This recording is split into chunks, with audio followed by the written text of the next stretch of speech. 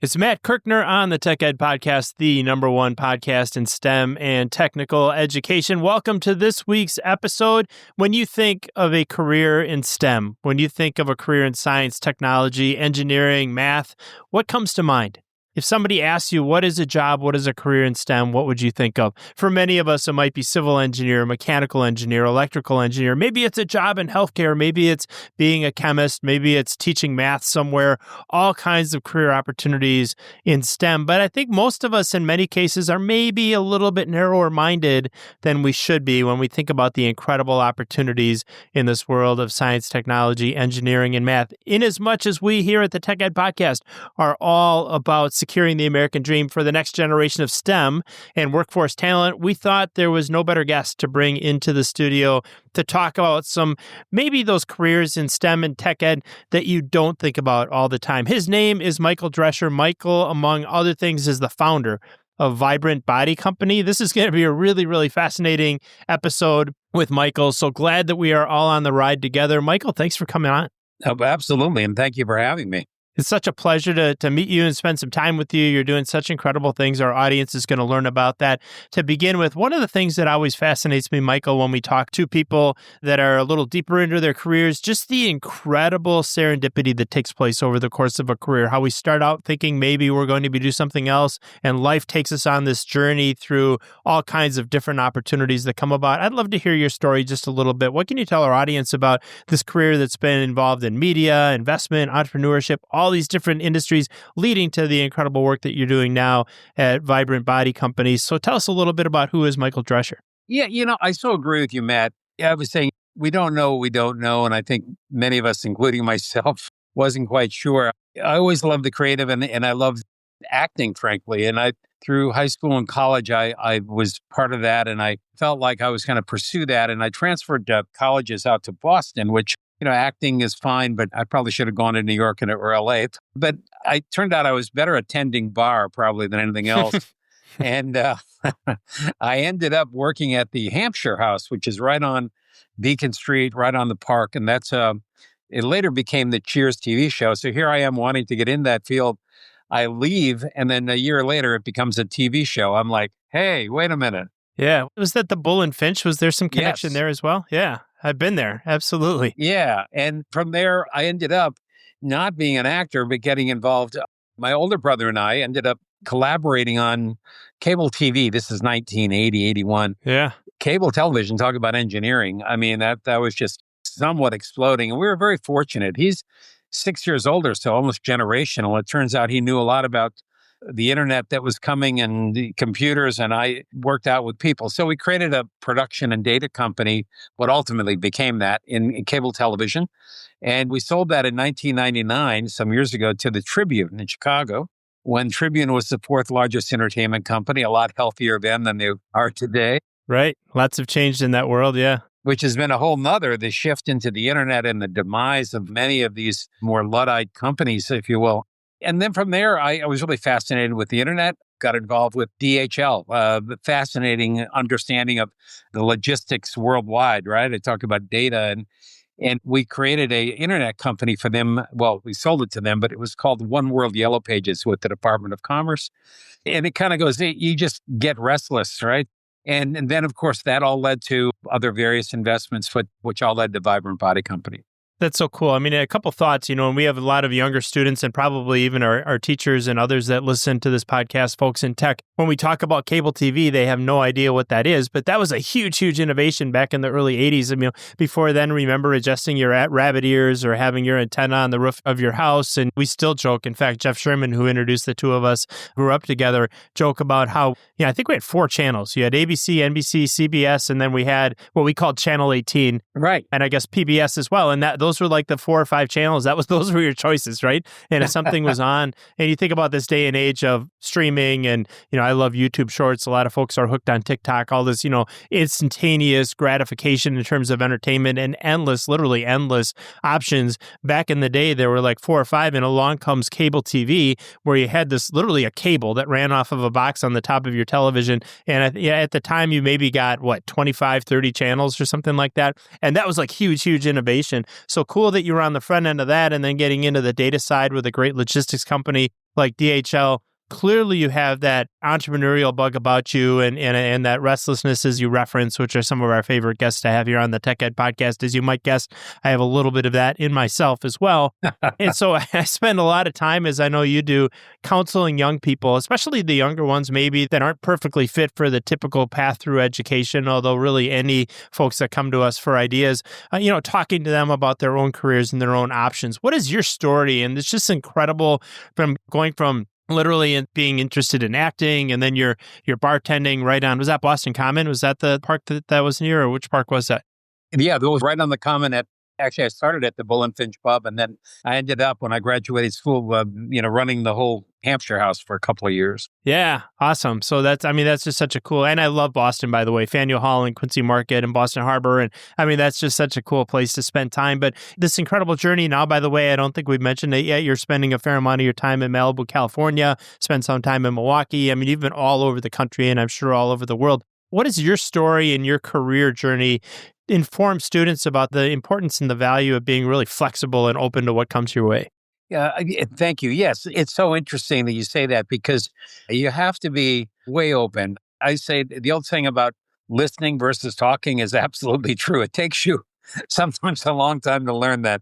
But you speak about, engineering is everywhere. That's what I learned in cable television. That was all engineering, as is the internet. What I learned, and oddly enough, tending bar, the old legendary coach of Marquette, used to say that everyone should be made to drive a cab or tend bar, because Al McGuire, yep. Yeah, Al McGuire, because you meet them all and you really can, hone your skills. But the owner of the Hampshire House, Tom Kershaw, who's in his 80s now, I've learned so much from that guy. He was a Harvard Business School guy, and long before technology, he had us doing so many tracking and just data points within. It's a very big 5-story restaurant. And he had us in every week, and we talk and talk and talk, but he had a plan. And you realize you got to have a plan or at least hope. But you're right, keep your ears open, and not that you always have to be on the next, but, listen is the key. Awesome. Yeah. And who can argue with that? The importance of, we've all heard God gave us 2 ears and 1 mouth for a reason, right? The importance of being open and being willing to listen. And as you're tuning in, it's also interesting. We could probably do a whole episode about this whole idea, at that time, of data in the hospitality and food and restaurant business. And now in this age, of course, of artificial intelligence, huge data sets, large language models, AI agents and so on, the incredible things that we could do with data. And I'm almost most fascinated in some cases by the way that people were using data 10, 20, 30 years ago or more in terms of informing business decisions. To your point, having the right strategy, having a plan, working to that plan. It's all about strategy and execution in business in general, and certainly in the business that you're involved with today, Vibrant Body Company. Fair warning to our audience, we're going to be talking about some products that I think it's fair to say in our 240 episodes or whatever it's been, haven't probably come up too often on the Tech Ed podcast. So tell us about this company and how you got into this and why you're doing it. Sure. The name of the company is Vibrant Body Company, and I'm in. Truly, this is about the furthest away from the dock I've ever swam. And I call myself the unlikely messenger. And the unlikely messenger is the unexpected voice telling you something you can't ignore, hopefully, right? What this was, Matt, it was evolution in life. And right around 1999, when I sold to the Tribune and I stayed on with them a few years, it was just a woman I was dating had breast cancer. There was just breast cancer everywhere I went in my life for about 5 years. And then I was turned on to just some science. And the science was that, this is over in Europe, that we're electrical beings, our heart, our brain, our lymphatic system. And it was suggested to me that, this is why that wired bras are counter to what a woman's body wants, or needs. And I thought, come on, that's like so obvious. I mean, who wouldn't know that? And then the deeper I got into it, and this was just over years, actually, every so often it would be something I'd focus in on. I came to learn that that's why if you have your arm in a sling or a leg in a cast, it atrophies, why they turn bedridden people so that an electrical body can get charged. So then I was like, okay, so I met the top bra designer, Roshart, who was, a legend in New York. Okay. And, she kind of admitted to me that she had never made a bra for a woman's body and was kind of surprised at herself for that. She wasn't buying it all. So that just got me on a path that said, wait a minute, this has to be better. And then, of course, when I went to Europe and met the top bra designer there, the top company is called Triumph. It's in Europe and Asia. Reinhold Baer. And Reinhold he speaks very bad English, and I speak no German. Yeah, it doesn't sound like a German name at all, Reinhold Baer. That can't be a German guy. Not at all. And I met him after many beers, and I told him, I don't want to say, I think you're killing people, but and he got so upset and he slammed the table and he goes, I make bras for 3 reasons: fashion, fashion, fashion, sexy, sexy, sexy, young, young, young. And I thought, man, I felt like Jimmy Hoffa, like at the Red Fox. Right. This is not going well. And all of a sudden he shut down and he started to cry. I mean, remarkable, because he himself had never made a bra for a woman's body. And he and his partner from Triumph have become significant parts of this. And then from there, of course, we got into the science of it, frankly. Okay. So tell me a little bit more about the company in terms of products, production, locations, those kind of things. Just give our audience a little sense of that. The thing is that the intimates business, we have a saying, she doesn't know what she doesn't know. And if you look at it from Coco Chanel freed women 90 years ago from the wire, the corset, and then Hollywood brought it back. In the 40s, there was a term called the sweater girls, and they had these metal constructed bras, all made by dudes, by the way. We've been the problem. And it projected the breast, which was like, good idea, Larry. But what happened is they portended that the woman's breast is kind of an ornament on the front of her chest plate, when in fact that breast tissue comes all the way around the side of the torso. So those U-shaped cups are actually taking that breast and projecting it, counterintuitive to that lymphatic system and other. So that became kind of the science and engineering of how can we give a woman that support without the intrusive wire, right?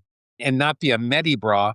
So we developed that all over in Europe. And while there, I found out the other big piece of this, and that is that Europe has banned over 2,500 chemicals that you can't have touch the skin, our largest, most unprotected organ. We've banned less than 40 of those here. So that created a whole nother dimension of science and engineering and tech in that how to develop a wire-free bra that's super comfortable, that also is non-harmful as far as your dyes and your fabrics.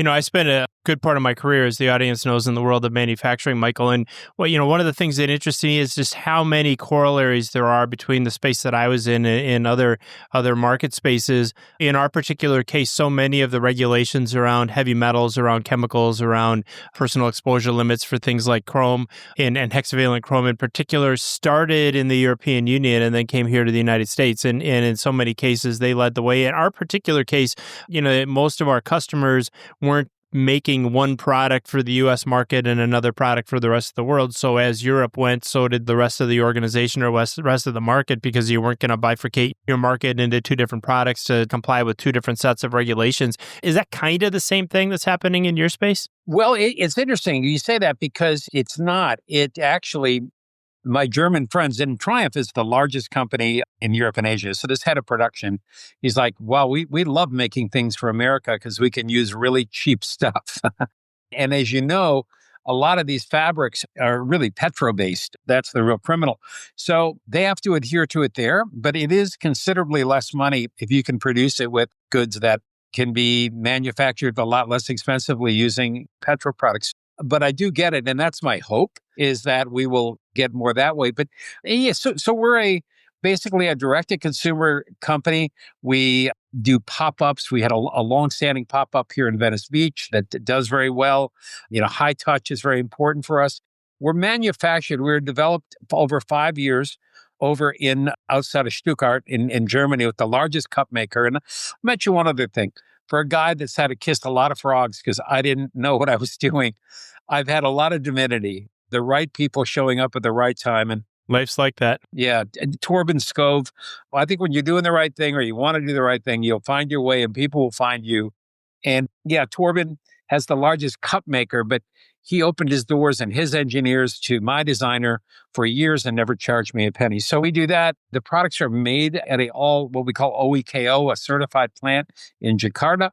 And we have bras, we have tops and bottoms, and then we have a sports line, leggings and sports bras, etc. And your topic of kind of, divine nature of life, and interesting how the world tends to I would say that there's a spiritual bent to that, but no matter how we look at it, life is absolutely like that. In as much as we're, we mentioned Jeff Sherman, who put us together. Jeff gave me the book years and years ago called The Celestine Prophecy. I don't know if you've ever read it, but if not, it's worth a read. Yeah. And it's, it's a little bit of a, it comes at life from a little bit of a different angle. So you got to be kind of comfortable to think about things a little bit different way. But absolutely, I'm a huge, huge believer in that. And I'm a huge believer that that's the reason you and I are sitting here together, is that you're going to change some life or reach some person or create some opportunity for somebody that wouldn't have existed otherwise. So really enjoying this conversation and kind of taking the conversation in that even deeper into that direction. We started the show by talking about incredible opportunities in STEM that maybe people don't always think about when they're thinking about what their career might be. So in terms of setting out to create, in this case, healthier textiles, healthier fabrics, healthier products, and the science and technology, and you mentioned that you've primarily been an R&D company. Tell us about that. When you think about whether it's chemicals, whether it's materials, whether it's fabrics, regulation, and so on, how do you develop and how do you innovate around a space like the one that you're in? And that's where the learning curve has come. And it's all about that. It's all about the science. It's come. I mean, I've been at this for a few years. And what you find is, well, the word sustainable out there has become a lot like the word natural for food. They don't have to defend it. They just say it. And so when we talk about green, which we like to say, there's a lot of greenwashing, okay, that everybody infers that they're healthy and so on and so forth. First and foremost, I've seen the results of what goes on. I'm on a website with over 7,000 Delta flight attendants who had a class action lawsuit as to their uniforms because of the amount of... The purple dye. Yeah, the purple dye, the formaldehyde. You look at the hair loss and the welts and the sickness. So trying to get our arms around that. And like I say, fortunately, in the last year, the lights have really gone on. Here's a book that just came out last year, To Die For, D-Y-E, Alden Wicker. I consulted on a movie that's in the art house films right now called Let Them Be Naked with Susie Cameron, James Cameron's wife. And both of these books say that nothing's perfect, but if you want to feel safe, go to the OEKO 100 standard. And that's out of Germany. And what I love about them is they test the final product, okay? And because we have a saying, if it's on you, it's in you. That's why there's a nicotine patch and a birth control patch. It absorbs. There's some lovely certifications like GOTS cotton, okay? But that just says that the cotton is certified. It doesn't tell you what that manufacturer did with it, with a dye or a finish. And these are really, really harmful. So the journey has been exactly that, along with how do we give her the support. When we decided to come out with the sports series, women are doing hot yoga in leggings that are loaded with PFAS and formaldehyde. Now, all it takes is heat and moisture to accelerate the off-gassing or transdermal absorption of these horrible chemicals into the most porous area of our body. And a third of women's underwear here, bottoms in America, have warning labels. And you can buy these at Nordstrom's, not just Walmart. And they have warning labels because of basically Scotchgard. And that's there to give women the illusion. Well, that is disallowed in every other civilized country, including South Korea. And the patent pursuit is certainly another one that I learned so much working with patent attorneys and what you need to do to prove, what you need to do to accomplish a successful patent, in our case, a utility patent. Absolutely fascinating. And I want to get into that patent here in a little more detail in just a moment. I think the most poignant thing, at least for me, that you just said among a lot of different topics that you hit on, you think about a nicotine patch and, why does that work, right? Because we're placing a medicine right on the skin, well, and it's being absorbed into the skin and then into the body. And why wouldn't the chemicals on clothing be any different? So that's certainly a fascinating part. You think about all the fascinating work being done in the world of PFAS now. I spend a little bit of time in the real estate space, and obviously that's a huge, huge topic for any piece of real estate that was used in the past for some manufacturing or other application that involved those forever chemicals. And so, to be honest with you, I hadn't thought so much about it in terms of clothing. I got a little bit focused on this topic. It's interesting that you bring up the Delta lawsuit. I was flying on an international flight not too long ago, and I had a book actually written by a gentleman who used to work at the Milwaukee Journal-Sentinel, and it's called The Devil's Element, and it's all about phosphorus in our water and what it's doing to the lakes and streams around the United States. And so I had that book sitting basically in my space on the plane. And for what it's worth, I'm not like a bleeding heart environmentalist or whatever. I'm interested in it, but it's not something I wake up every day worrying about or thinking about. I know some do, but the flight attendant on that particular flight saw the book and asked me about it, and I told her. And then she was an individual, one of these 7,500 people, as a matter of fact, that had suffered from, at least ostensibly, with the purple dye in her uniform that she was required to wear for the work that she was doing. That really kind of opened my eyes up a little bit. You don't think about chemicals in clothing, at least I never did, but the combination of the comment you made about the nicotine patch and some of these chemicals that we find in clothing, it's all starting to come together for me now. And I hope it is for our audience as well. And again, many members of that audience are students considering careers and so on. Let's start out with, you mentioned your patent. Talk a little bit about the patent. My wife, Renee, by the way, has 4 of them. So I'm a little bit familiar with the process of going through and applying for a patent, and all the different positions you have to take, all the research you have to do, all the questions you have to answer. But talk about the patent that you earned, and then let's talk about, for students that are considering careers, what does all the work you're doing say about maybe unconventional careers in STEM that the students haven't thought about in the past? Yes, the patent process, we started to pursue that because we understood that what we're doing was unique. Again, it's all about the people and the talent and who you know. We have a saying, right? That I already told you, if it's on you, it's in you. But we also have one that she doesn't know what she doesn't know. But once she knows it, she can't unknow it in regard to this. And to your point about just what you learned on the plane, once those lights go on, it's like, oh my God. But with our patent process, we're very fortunate that woman, Roz Hart, who has passed away, she was the grand dame of intimate apparel in New York. She introduced me to Dr. Rashida Karmali. And Dr. Rashida, we talked about the electrical body. She is a fascinating PhD of molecular biology. So she really understands that electrical body.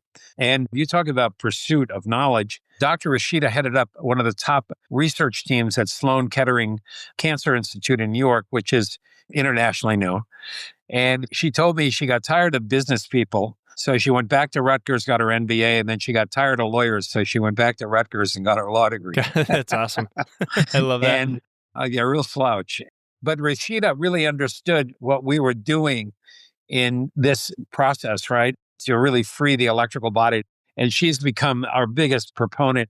She wrote a utility patent. Now, a regular design patent it's like Beverly Hills Cop meets 48 Hours meets, it's a hybrid. But a utility patent has 3 thresholds. And number 1 being it has to be novel from beginning to end. So it took her about a year and a half to write, and she wanted to embed with her knowledge medical claims, which are unheard of in something like this, and fight for the title, which she prevailed. I would hate to go up against Dr. Rashida, but she prevailed both in the US and the EU. It took a couple of years and a good work out of the checkbook, but we came away with this utility patent, breast saver, which in and of itself, to get that, and then if you look into the background of the invention and the claims that she makes, which she verified, and that's what she fought for. So all of it that she brought forward to the examiners was all about science and how we really can replace and free the body. And that's what the patent speaks to. And because of that, which maybe we can talk about in a little bit, but it's been very valuable because that patent has been valued extremely high by the most respected valuation group on Wall Street. Awesome. So, a couple things. Have you read Becoming Supernatural yet by Joe Dispenza? You know that book? I love him, but I've not read it, no. It was a gift from yet another friend, actually, another childhood friend, interestingly enough, somebody I've known since about the same time I met Jeff Sherman, that goes into some of what you're talking about. The connectivity through the body and the importance of the electrical pulse system and so on in the body. Fascinating stuff. So, and as much as the Celestine prophecy says, that kind of gives us the sense of when the student's ready, the teacher shall appear, relationships that are coincidences aren't really coincidences. So many of these things that I've been kind of having my eye on the last 6 months or so are kind of coming together in this podcast, which has been really, really fun. I think the second thing I was really interested in, Michael, in the last discussion or the last question was the work on the patent, which is really, really amazing. And who among us wouldn't love to have a high-profile MBA and a law degree? And no question that somebody that has a background like that, like the doctor that you just mentioned, was it Dr. Rashida, you said? Did I get the name right? Dr. Rashida Karmali, yeah. Yeah. So no wonder somebody like that would have not just the intellectual capability, but also the tenacity to drive as much change as she did and kind of find a way to get her way. Probably a lesson for our students right there. What do you think about this whole idea of students considering careers and considering some of those unconventional STEM opportunities? Is there a lesson for them in terms of the work that you're doing? I really believe that. I've become involved over the years with FIT in New York and some of these fashion schools they're really more of a trade school in so many ways. And that there's people studying, they're doing fashion, there's others that are doing design. And this all gets into math. It's all math. It's all about having to understand these fabrics. And that's all science now. The science is finally coming alive, plant-based fabrics. There's a gentleman right there in Milwaukee, Chris Colby. He does great golf shirts. He's been on with Jeff a few times. Awesome. We'll put it up in the show notes. Sure. He was president of Land's End for a long time. Oh, wow. Yeah. Dodgeville, Wisconsin. It's exploding. I mean, because if you follow the curve and you follow like what we're doing, right? So we went from clean water, like Evian and Perrier, but then it became clean food and it was Whole Foods and now it's Sprouts and it's Trader Joe's. And then we went to clean beauty, with Drunk Elephant and Beauty Counter. And, Sephora carried Drunk Elephant. They brought them on 9 years ago as a clean category. They now represent over 80 clean beauty brands. Okay. But if it's on you, it's in you. So it's almost counterintuitive that this movement has skipped the two most porous areas of the feminine form, right? Foam cup bras in America are made with polyurethane. Polyurethane in America is gas. And here's the second most porous area of your body every day, weeks, decades, okay, inhaling gas. It's just absolutely horrible. However, opportunity is abound because this is where it's headed. There's so much technology going on. There's a group out of New York called Remake that is just all about this. And the awareness is there. I did a TED Talk 4 years ago that nobody cared about until last November. We had about 25,000 views. Since then, we picked up in 1 month. Yeah. Yeah, we picked up over 500,000 views in the last 7 months. Amazing. What's driving that in the last 7 months? What happened is the breast cancer prevention partners started to promote it. And then the other groups picked it up because it's true. The point that I make there, just pretty much about what we're talking about today. But there was another group that paid for some greenwashing research to protect, because this guy had written a book called Dress to Kill some years ago. And he's eminently qualified to make the point, which is what my company's based on. And they didn't like that, some of the legacy brands. So they kind of head faked some research out of a notable institute to say there's no correlation between bras and breast cancer. So my TED Talk was debunking that factually. Huh. Interesting. So to maybe just ask a quick question before we go a little deeper into that TED Talk. I read a book probably 5 or 6 years ago called The Gene. The author is escaping me at the moment, but we'll link that up in the show notes as well. It was about an 800-page, give or take, almost like a biography of the human genome and all the work that had been done. It was a fascinating book. Actually, a quick, interesting aside, and as much as you and I were talking about a neighborhood in Fox Point a moment ago, as we were warming up for the show, I was reading that book on a plane. I was coming back from the East Coast somewhere, and all of a sudden I start reading about this research that was being done at the University of North Carolina, and it was really fascinating research, gene-related research, and it starts talking about basically this young medical doctor scientist that's doing the research, and I get to his name. His name is Gilbert White, and I'm like, wait a minute. I just bought Gilbert White's house 3 months ago. So I literally had bought the house of the guy that was in the book, which was kind of fascinating, called The Gene, kind of an interesting coincidence. But in that book, I mean, it talks about breast cancer. And I guess I always thought about it as, individuals with a genetic predisposition and so on. I'm far from being an expert. And what you're saying is that there's a huge correlation on the chemical side as well. Are those two related? Are they totally separate? Are you prepared to kind of share on that a little bit? Sure, absolutely. I've come to know a lot in the category. 7 to 8% of all breast cancers are what they call the BRCA gene, which is horrendous.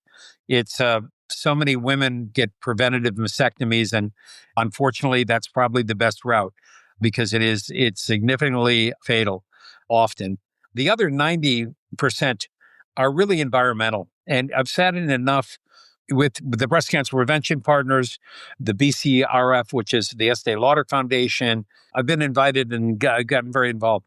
And you get around these researchers and scientists, and I think they're all coming to they're experts and kind of siloed. And now you feel them all coming together going, you know what? We all basically have a cancer score.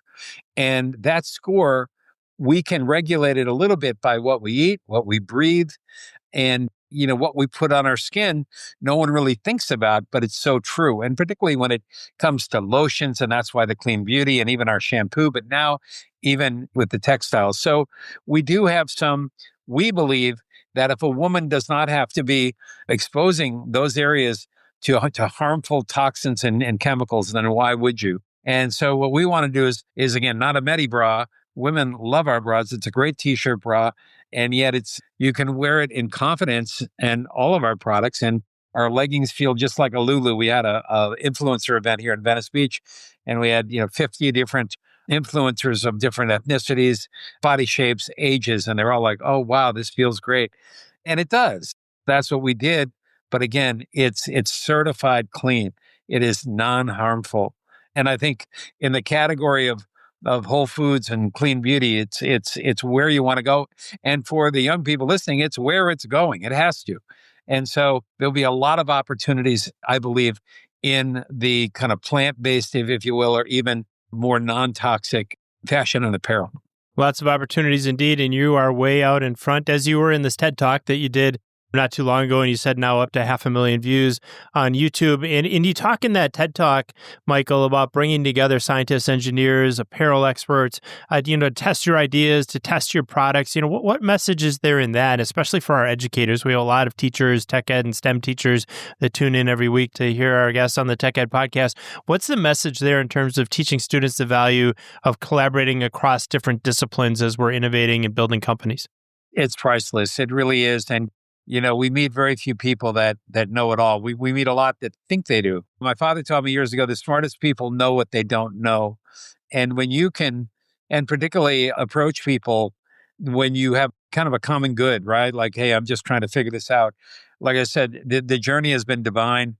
I think that when you look at that utility patent, it was Dr. Rashida, but it was a woman named Heidi Lehman, who's a master technical designer of bras, because that's really engineering. It was the group in Germany. It was, Torben Skov and, metric products. And then to pull off the engineering, you have to have the right fabric. So then we're dealing with a group called Meta in Italy for the right fabric that can stretch, that can be non-toxic, but it can give the support. So it is a collaboration all day long, and it's a breadcrumbing. You don't know what you don't know, but asking questions, that expert will lead you to the next expert. Absolutely. So and my life has been like that as well, especially if we're innovating a new company, if we're getting into a new space. It is amazing that, some people call that networking. I'm not big on networking for networking's sake, but in terms of meeting new people, going down a rabbit hole, asking questions, it's amazing the individuals that those kind of questions and those kind of discussions will lead you to. And especially in this world of business, and you've spent an entire career on the business side. And again, we already talked about your interesting path into business. I had a young person with me about a year and a half ago at a big event, happened to be downtown Wisconsin, black tie kind of thing. And there was a speaker that was talking a little bit about free enterprise, a little bit about capitalism, and then about in terms of if you have good socially minded business people, that, yeah, there's nothing wrong with making a living. There's nothing wrong with making money, building a company.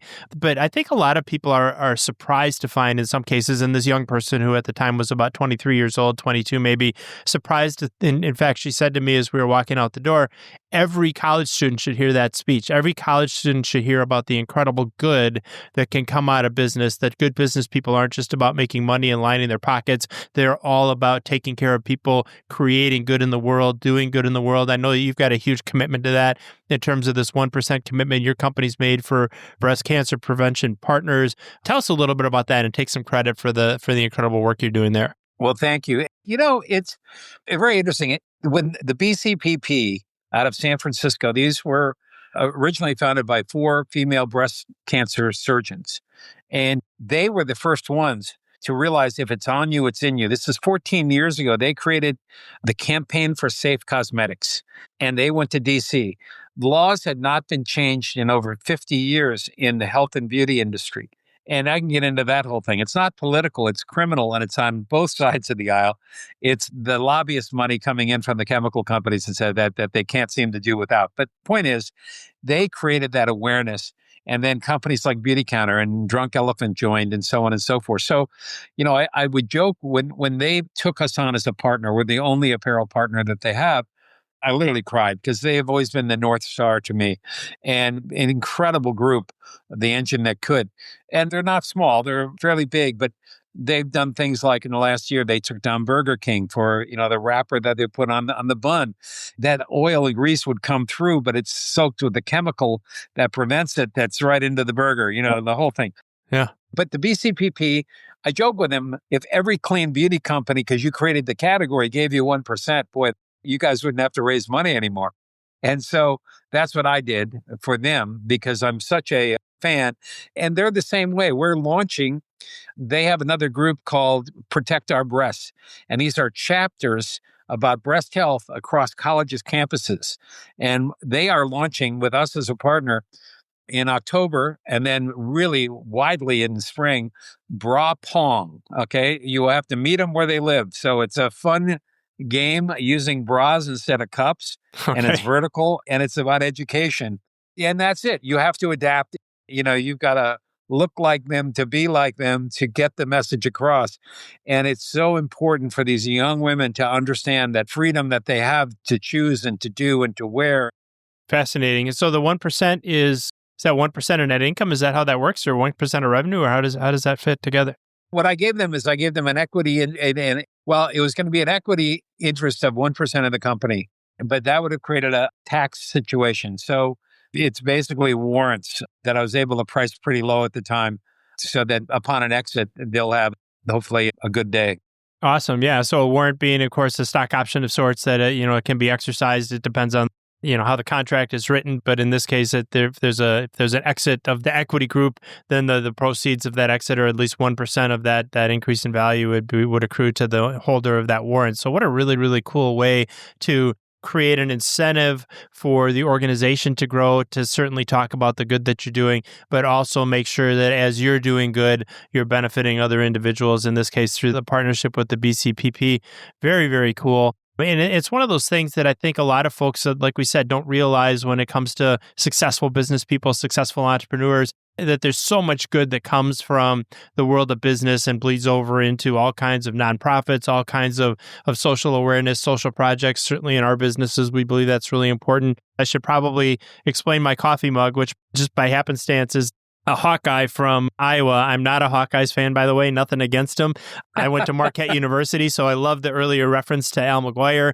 Both my kids are Badgers and graduated from Wisconsin, huge Wisconsin football fan. But this was a cup that was given to me by the John Papa John Entrepreneurial Center at the University of Iowa. Oh, beautiful. Yeah, and so I had an opportunity to speak about entrepreneurship too. They had an incubator actually last summer and spent some time with these budding entrepreneurs, all of whom had received, I think, like a $10,000 stipend to be part of this program for the summer. And it was just a really, really rewarding time. I was supposed to spend a half an hour. We spent like 3 hours together just talking about lessons learned through entrepreneurship and some of the challenges of running a company and what you can learn in the process of doing that. But certainly the other thing we talked about is all the good that comes from innovation, entrepreneurship, and business. And you're certainly a great example of that. And I think it's really important, that conversation was about inspiring another generation of entrepreneurs. Here on the podcast, we want to inspire another generation toward that American dream, toward STEM and workforce opportunities, technical education opportunities. So in as much as that's our mission here, Michael, before we wrap up with the two questions we ask every guest here on the Tech Ed podcast, for our audience and for educators and business leaders in general, what's the advice you would give them in terms of inspiring that next generation of young people, not only about innovation, but also about the incredible impact that you're having and they can have on the greater world? Well, that's it. I thank you. And thank you for your perspective because it's so important. And I think that's what, as we say, as we age, our roles become more as hopefully to inspire or to be. I've learned so much from so many that you want to impart that. And I believe that in today's world, for a multitude of reasons, where you can lean in, one of two ways. You can lean into the fear that's kind of bombarding us or feed the soul.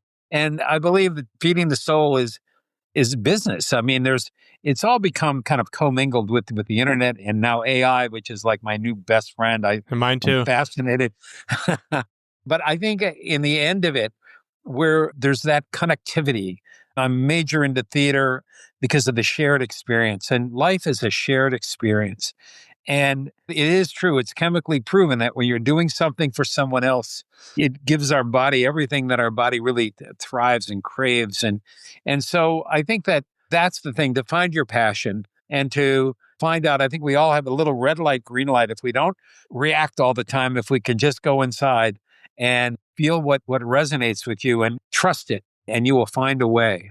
Trust it and you'll find a way. I love that. And that's great advice for our young people and finding a way, not just through innovation, trusting those things that are put in front of you, those opportunities that come along, and then having this incredible impact as you have done on the greater world. I love the characterization of understanding kind of back to body chemistry and talking about the chemicals and in some cases the dopamine that's released in us when we're doing great things for other people. It's healthy for us. It makes us feel great. And who among us hasn't left a volunteer opportunity or an interaction with another individual where you feel like you genuinely made a difference in someone else's life? We know exactly what that feels like. I want to ask you a question about what it feels like to be a student and what it feels like to, be in an educational journey. We all had our own education journey. I know that in your particular case, you spent some time at Dominican High School, not too far actually from where I raised my kids by coincidence. Great school, by the way, great private Catholic school, high school in Whitefish Bay, Wisconsin. Wonderful. Yeah, absolutely. And still doing great things in that community without a question.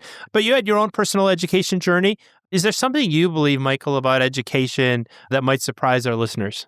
I think from an education standpoint, I was never, quote, a great student per se. I was one of those kind of fidgety kids that was always kind of maybe a little nervous. I was a profound stutterer as a kid, so that became some, social awkwardness.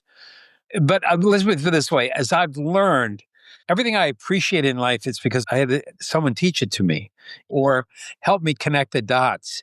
And I made the big mistake of thinking that I was anti-school, and yet I was learning everything else. So I believe that, education there's some kids that were like me that were just like, I wasn't cool. A lot of the cool kids were really smart, but I was just had this mindset about being resistant. But then it dawned on me that every gift I've had, it's because I've learned something.